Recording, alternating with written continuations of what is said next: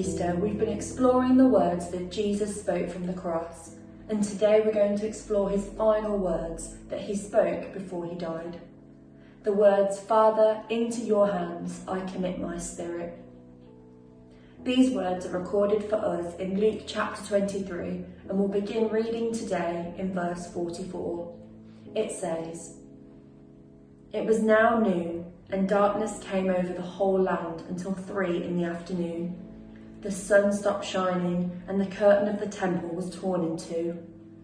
Jesus called out in a loud voice, 'Father, into your hands I commit my spirit.' And when he said this, he breathed his last."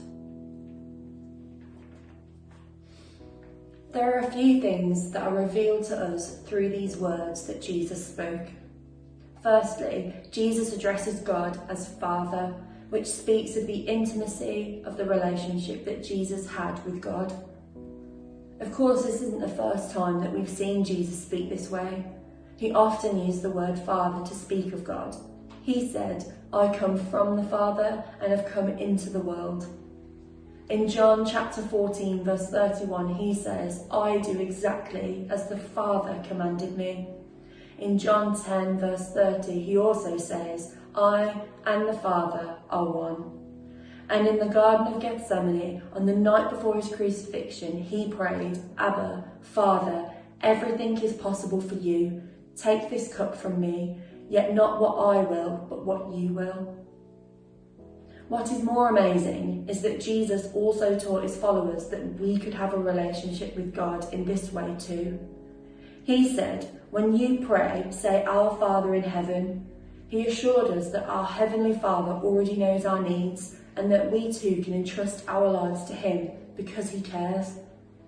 As he died, Jesus demonstrated his trust into his Father. He said, "Into your hands I commit my spirit." In speaking the words, "I commit," Jesus demonstrated his authority over his own death. In John chapter 10, verses 17 and 18, we read, "The reason my Father loves me is that I lay down my life only to take it up again. No one takes it from me, but I lay it down of my own accord. I have the authority to lay it down and the authority to take it up. This command I received from my Father." Jesus understood his sacrifice and what it meant for the world. He knew that his death fulfilled a plan put in place for us to save us, and he chose to give up his life. This is the incredible message of Easter. So how might we respond to these words? What can we learn? Firstly, the same Father that Jesus cried out to, prayed to, taught about, and had an intimate relationship with is also our Father.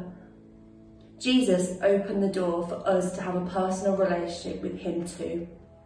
Secondly, the trust that Jesus had in his Father's will demonstrates to us that even in the most difficult times, we have a Father that we can trust. Ultimately, Jesus' trust in his Father and his willingness to sacrifice himself for our sake led to the salvation for all, freedom from sin, and a way for everyone to know that they are loved by God.